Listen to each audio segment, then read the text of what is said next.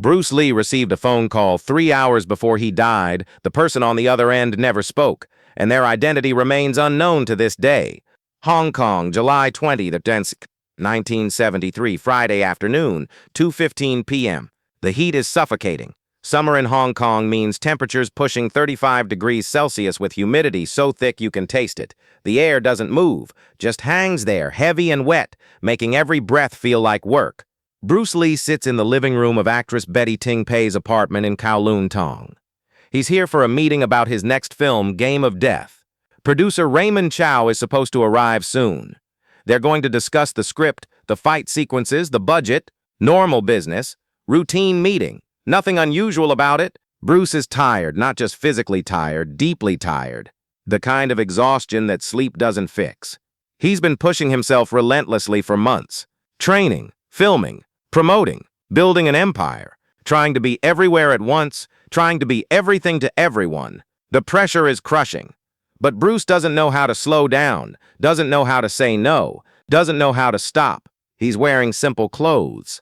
White t-shirt, black pants, his usual, comfortable, practical, no performance needed today, no cameras, no fans, just business, just work, just another day in the endless grind of being Bruce Lee. Betty offers him water. He drinks it. The apartment is small but nice, well decorated, peaceful, a quiet refuge from the chaos of Bruce's public life. He appreciates these moments when he can just be, not perform, not prove, not fight, just exist. The phone rings. Betty looks at it. Want me to answer? Bruce shakes his head. I'll get it. He stands, walks to the phone, picks up the receiver. Hello? Silence. Not dead silence. Not the silence of a disconnected line. There's someone there.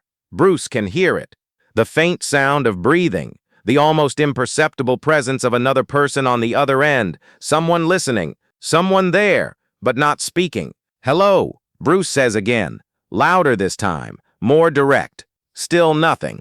Just that breathing. Steady. Calm. Not heavy or threatening. Just there. Waiting. Bruce's instincts sharpen. Something is wrong. This isn't a wrong number. This isn't a prank. This is deliberate. Someone called this specific number at this specific time and chose not to speak. That means something. But what? Who is this? Bruce asks.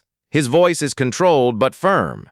The voice of someone who's dealt with threats before, who knows how to read danger, who understands that silence can be more threatening than words. The breathing continues. Steady. Unchanging. No reaction to Bruce's questions, no indication that whoever is on the other end intends to respond. Then, finally, a voice. Barely a whisper. So quiet, Bruce has to press the phone tight against his ear to hear it. Are you ready? 3 words. That's all. Spoken in Cantonese. The accent is local. Hong Kong. But the voice is strange. Neither clearly male nor female. Neither young nor old. Deliberately disguised? Or naturally ambiguous? Bruce can't tell. Ready for what? Bruce asks. His heart rate increases. Not from fear, from alertness, from the body recognizing that something significant is happening, something that requires attention, preparation, response. Silence again, the breathing, the presence, but no more words. Who is this? Bruce demands. What do you want? Nothing. Answer me. Nothing. Bruce waits. 30 seconds. A minute. The person on the other end doesn't hang up, doesn't speak, just stays there, breathing, listening, presentant but silent. Finally, Bruce hangs up, places the receiver back on its cradle, stands there staring at the phone, processing, analyzing, trying to understand. Betty notices his expression. Everything okay? Bruce doesn't answer immediately. He's thinking, running through possibilities. Wrong number? No, they spoke. They asked a question. A threat? Possible. Bruce has enemies. People who resent his success. People who want to see him fail. But the voice didn't sound threatening. It sounded curious, like genuinely asking a question. Are you ready? Ready for what? Bruce, Betty prompts again. Yeah, Bruce says. Strange call. Someone asking if I'm ready, then just nothing. Ready for what? I don't know. They didn't say. Probably a wrong number or a prank. Bruce nods. That makes sense. Logical, reasonable. But something in his gut says otherwise. Something in the tone of that voice, the deliberateness of the silence, The question itself, are you ready? It feels like more than a prank. It feels like, what? A warning? A preparation? A test? But what Bruce felt in that moment, a strange certainty he couldn't explain, would haunt everyone who knew him. Bruce shakes it off, tries to, goes back to the couch, sits down, but he can't relax. The phone call sits in his mind like a stone, heavy, present, impossible to ignore. Raymond Chow arrives 20 minutes later, 2:40 p.m. They discuss the film, the fight choreography, the philosophical elements Bruce wants to include. The conversation is productive, normal, business, but part of Bruce's attention is elsewhere. On that phone call, on that question, are you ready? At 4 p.m., Bruce develops a headache. Not unusual. He's been getting headaches lately, stress, exhaustion, dehydration, the heat, all of it combining. Betty offers him a painkiller, Equagesic, a prescription medication she has. Bruce takes it, one pill, lies down in Betty's bedroom to rest while the medication takes effect. Raymond leaves, says he'll come back later. They can finish the meeting when Bruce feels better. Bruce closes his eyes. The headache pulses behind his temples. But it's not just the headache, it's that phone call. Those 3 words, are you ready? Ready for what? Death? Is that what the voice meant? Is this some kind of premonition, some supernatural warning? Bruce doesn't believe in that stuff. He's practical, scientific, reality-based. But the question won't leave him alone. He drifts into sleep, or unconsciousness. The line between them blurs, the medication working, the exhaustion claiming him, the heat pressing down, his body surrendering. Betty checks on him at 5:30 p.m. He's sleeping. She lets him rest. At 7:30 p.m., she tries to wake him for dinner.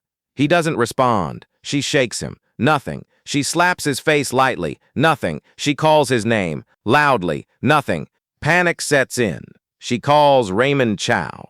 He comes immediately. They try to wake Bruce. Can't. They call an ambulance. The paramedics arrive, work on him, can't revive him. They transport him to Queen Elizabeth Hospital. Doctors try everything. CPR. Defibrillation. Medications. Nothing works. At 11:30 p.m., they pronounce Bruce Lee dead. Age 32. The official cause will be listed as cerebral edema, swelling of the brain, reaction to the painkiller, allergic response, tragic accident. But that phone call, that strange, unexplained phone call 3 hours before Bruce collapsed. Are you ready? Linda Lee hears about the phone call days later. During the investigation, the police interviewing everyone, trying to understand what happened. Betty mentions it, the strange call, the question, the silence. Linda feels ice in her veins. What did the voice say exactly? Are you ready? That's all, then silence. Then Bruce hung up, male or female. I don't know. Bruce said he couldn't tell. The voice was strange, disguised maybe. Did Bruce seem scared? No? Confused? Alert? Like he was trying to figure something out, but not scared. Linda tells the police. They investigate. Try to trace the call. This is 1973. Technology is limited. No caller ID. No call records that can trace local calls easily. The phone company has no record. The call is a ghost. It happened. Bruce answered it. Betty witnessed it. But there's no evidence, no trail, no way to know who called, or from where, or why. The mystery deepens. Theories emerge. Conspiracy theories. Was it the triads? A warning Bruce ignored? Was it a rival martial artist? Someone threatening him? Was it supernatural? A premonition? A ghost? A spirit warning Bruce of his impending death? Or was it nothing? A wrong number? A confused person? A meaningless coincidence that only seems significant because of what happened after? The police investigate for weeks, find nothing. No suspicious calls to other numbers, no pattern, no suspect. Just that one call to that one apartment at that one time, 3 hours before Bruce Lee died. The case goes cold, the mystery remains unsolved. The phone call becomes legend, part of the Bruce Lee mythology, the unexplained element, the unanswered question. Are you ready? Linda becomes obsessed with it, not publicly, privately, in her grief, in her need to understand. She hires private investigators, asks them to find the caller. They try, interview hundreds of people, check records, follow leads, find nothing. One investigator tells her, "Mrs. Lee, it's possible this was just a wrong number. Someone calling, realizing they had the wrong person, asking a question that happened to sound ominous in retrospect. The timing made it seem significant, but it might have been meaningless." Linda wants to believe that. It would be easier, simpler, less haunting, but she can't shake the feeling that it meant something, that someone knew, that the question was deliberate. Are you ready? Ready for death, ready to leave, ready to end. But who would know? Who could know? Unless it was Bruce himself, calling from a payphone, disguising his voice, asking himself the question he'd been avoiding. Are you ready? Ready to admit he's exhausted, ready to stop pushing, ready to rest, ready to let go. But that's impossible. Bruce was in the apartment when the call came. Betty saw him answer it, saw him confused by it. It wasn't Bruce calling himself, it was someone else, someone unknown, someone who asked a question and vanished. Years pass. The mystery remains. Researchers investigate. Authors write books. Documentaries explore it. Everyone has a theory. No one has proof. In 1993, 20 years after Bruce's death, Linda receives a letter, handwritten, no return address, postmarked Hong Kong. She opens it carefully, reads, "Mrs. Lee, I was the one who called your husband on July 20th, 1973. I've carried this secret for 20 years. I need to tell you the truth before I die. I didn't mean to scare him. I didn't mean to predict his death. I was a fortune teller, an old woman in Kowloon. Your husband came to see me 3 weeks before he died. He asked if he would live a long life. I read his palm, his face, his energy, and I saw death. Soon, very soon. I told him. He didn't believe me, laughed, said I was a fraud, left without paying. I was angry, so I called him that day to ask if he was ready, to remind him, to prove I was right. I didn't know he would die that same day. I swear I didn't know. I thought I had scared him, maybe warned him, maybe gave him time to prepare, but he died hours later, and I've lived with the guilt ever since.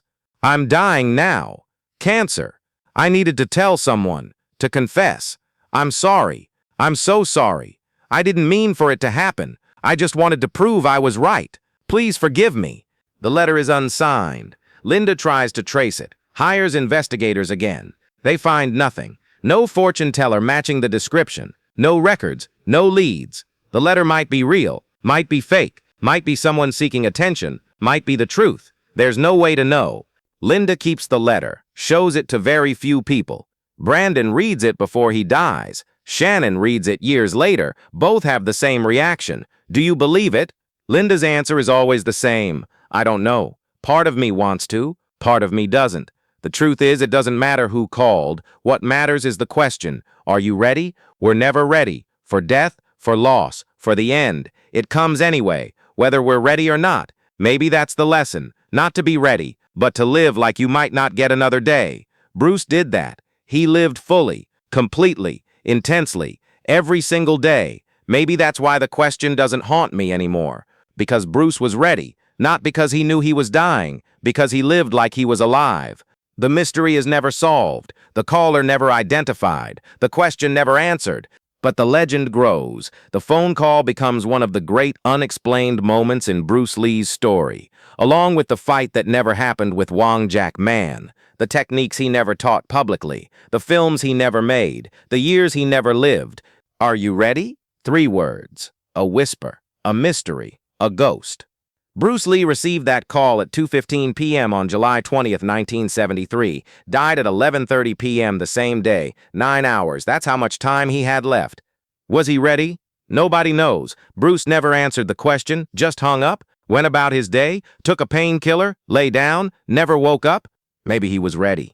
Maybe he wasn't. Maybe readiness doesn't matter when death decides to call. The phone call happened. Witnesses confirm it. But everything else, who called, why they called, what they meant, whether it was connected to Bruce's death, remains unknown, unknowable, forever mysterious. And maybe that's fitting. Because Bruce Lee's life was full of mysteries, full of questions, full of moments that don't fit neat explanations. This is just one more, one last mystery, one final question. Are you ready? We'll never know if Bruce was. But we know this. He lived like he was. every single day, with intensity, with purpose, with complete commitment. Whether he was ready to die or not, he was ready to live, fully, completely, until the very last moment. The phone call 3 hours before his death wasn't a warning. It was a question we all face eventually, the only question that matters. Are you ready? Not for death, for life, for living like you might not get tomorrow, for loving completely, for trying fully, for being present instead of preparing. Bruce Lee was ready for that, even if he wasn't ready to die. The caller knew. Somehow, some way, they knew, and they asked. Bruce never answered, but his life was the answer. Yes, he was ready, not for death, for life, and he lived it until he couldn't anymore. 3 hours after that phone call, after that question, after that silence, Bruce Lee was gone. But the question remains, are you ready?